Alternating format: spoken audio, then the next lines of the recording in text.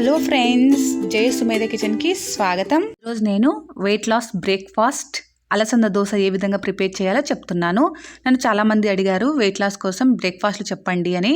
వాళ్ళ కోసమే ఈ వీడియో. ముందుగా మన ఛానల్ని ఫస్ట్ టైం ఎవరైనా చూస్తుంటే సబ్స్క్రైబ్ చేయండి, పక్కనే ఉన్న బెల్ సింబల్ని ప్రెస్ చేయండి. నేను పెట్టే ప్రతి వీడియో మీకు నోటిఫికేషన్ వస్తుంది. ముందుగా ప్రాసెస్లోకి వెళ్దామా? ముందుగా ఒక బౌల్ని తీసుకొని ఇందులో 2 కప్పుల అలసందల్ని యాడ్ చేసుకోవాలి. మీ దగ్గర అలసంద బేడలు ఉంటే అలసంద బేడల్ని కూడా యాడ్ చేసుకోవచ్చు. ఇవి వెయిట్ లాస్కి బాగా యూజ్ అవుతుంది అలసందలు. 2 కప్పుల అలసందలకి 1 కప్పు మినప్పప్పు, 1 టేబుల్ స్పూన్ మెంతుల్ని యాడ్ చేసుకోవాలి.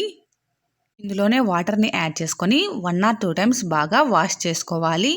బాగా వాష్ చేసుకొని ఇందులో మళ్ళీ వాటర్ నింపేసి 6 నుంచి 8 గంటల వరకు నాననివ్వాలి.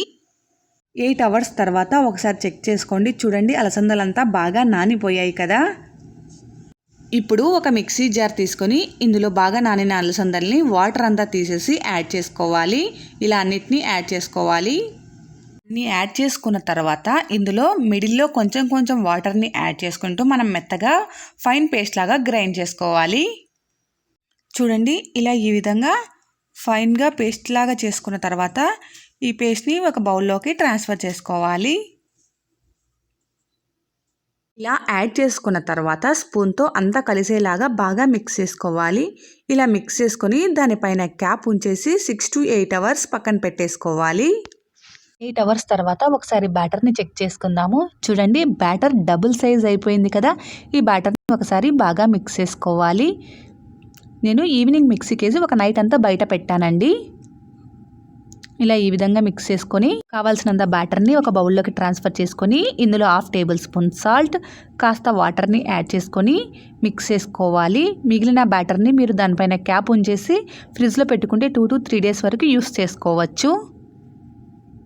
చూడండి, బ్యాటర్ కన్సిస్టెన్సీ అనేది ఇలా ఏ విధంగా ఉండాలి. మరీ లూజ్గా ఉండకూడదు, మరీ గట్టిగా కూడా ఉండకూడదు. ఇది పర్ఫెక్ట్ కన్సిస్టెన్సీ. ఇప్పుడు స్టవ్ పైన ప్యాన్ పెట్టుకొని ఒక క్లాత్తో కానీ టిష్యూతో కానీ ఇలా ఈ విధంగా ప్యాన్ పైన తుడుచుకోవాలి. ఇలా తుడుచుకోవడం వల్ల దోశ అంటుకోకుండా నీట్గా వస్తుంది. ఇప్పుడు బ్యాటర్ని ప్యాన్ పైన యాడ్ చేసుకొని ఇలా ఈ విధంగా స్ప్రెడ్ చేసుకోవాలి.